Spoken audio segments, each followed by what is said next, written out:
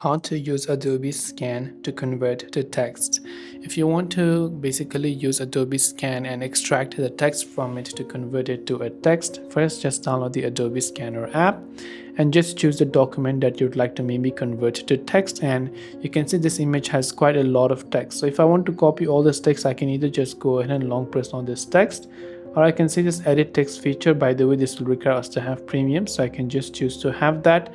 And once then I can tap on keep scanning in that case, and then I'll be able to select that particular photo, and then I'll be able to go ahead and then convert those into a text right there.